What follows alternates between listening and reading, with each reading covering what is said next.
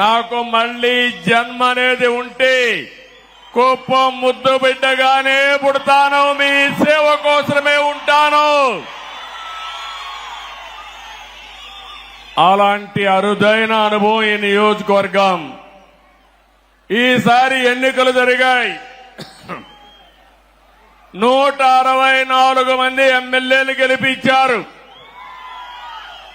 వైఎస్ఆర్ కాంగ్రెస్ పార్టీని చిత్తుగా ఓడించారు. 11 సీట్లే గెలిచారు. అంటే ప్రజాస్వామ్యంలో ఎవరైనా సరే విర్ర వీగితే ఇదే గతి పడుతుందని ప్రజలు నిరూపించారని చెప్పి నేను మీ అందరికీ తెలియజేస్తున్నా. కుప్పం నియోజకవర్గం ఉంది, నా సామాజిక వర్గం లేదు గాని ఈ వెనుకబడిన వర్గాలే నా సామాజిక వర్గం. 40 ఏళ్లుగా గెలిపిస్తున్నారు. అందుకే రాష్ట్రంలో 8 మంది కేబినెట్ మంత్రులుగా బీసీలను పెట్టాం. ఇది ఒక చరిత్ర. 24 మందికి 8 మంది బీసీలు ఉండడం చరిత్ర అని చెప్పి కూడా నేను మీకు తెలియజేస్తున్నా. ఈరోజు 4వసారి నేను ముఖ్యమంత్రిగా ప్రమాణ స్వీకారం చేశాను.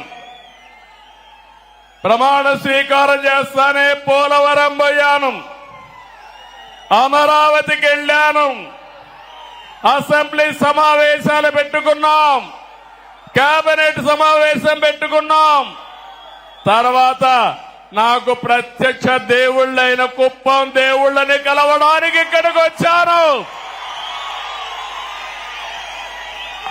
ఇక్కడి నుంచి ప్రజాక్షేత్రానికి వెళతాను.